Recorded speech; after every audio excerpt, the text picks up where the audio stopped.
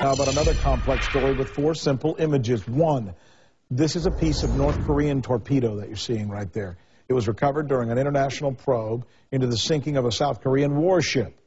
2, photographs now of some of the 46 South Korean victims of what's being called the most serious provocation between these two countries, these two Koreas, in decades. 3, North Korean leader Kim Jong-il, his country has said it will respond to any punishment with all-out war. 4, take a look at this map. Some 28,000 United States troops are stationed in South Korea. On the other side of that border, about 1 million North Korean troops, 70% within 90 miles of the demilitarized zone. Here we go again. I hope that gives you the outline of a story that we're going to be watching as it unfolds, and I hope that it displays the limits to the Obama administration's options at this point. Joining me now from Washington, former government official Victor Cha. Cha was a member of the National Security Council under George W. Bush, and in 2007, he was the first U.S. official to visit North Korea in almost 5 years. Thank you, sir, for being with us. My pleasure. So you've been there. You've looked at these guys in the eyes. You know who they are and perhaps what it is that motivates them. Why in the hell would they do something like this?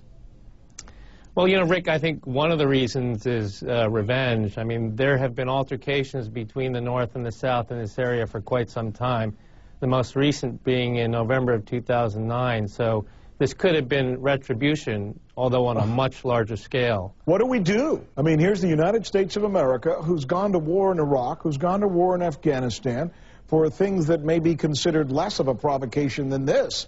These guys just used a submarine, apparently, reportedly, to take down a ship of a country that is one of our allies that we fought for and defended. Yeah, I mean, it's a tough situation because you're right. We're in 2 wars right now. And the challenge is you want to try to come up with a response that will deter the North Koreans from doing this again, but you don't want to start a war. So I think it's going to be, you know, it's a tough policy dilemma for the administration. And they will look with the South Koreans to ways of reinforcing the alliance, reinforcing their naval capabilities, and taking this to the UN. Why is North Korea seemingly so untouchable? Tell us, as an expert, as someone who's been there, why we keep having discussions like the one you and I are having now, where people say, well, it's difficult, it's touchy, we really can't do much about it because. Why is that? I mean, there are 2 reasons, basically. The first is the strength of the regime is the weakness of the people, you know, and they have had a tight control over this country for 50 years, and you have a leadership that basically does what it wants to do and is not accountable to the people. Second reason is the region, the geostrategic situation is such that China likes to have a buffer on its border in North Korea, and for that reason it tends to prop up this decaying dictatorship, even though it knows it's probably not in Chinese interest in the long term to have a nuclear weapons-armed North Korea. A lesson learned very adeptly by a guy named MacArthur, right?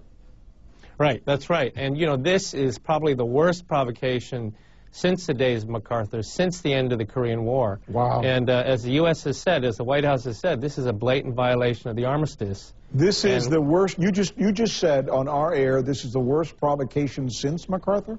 Since the end of the Korean War, yes. Wow. I mean, the largest loss of life of South Korean military at the hands of North Koreans. Well, I'll tell you what, you were the right guy to get on this. You certainly know what you're talking about, and we appreciate you taking time to join us and sharing your information with the American people.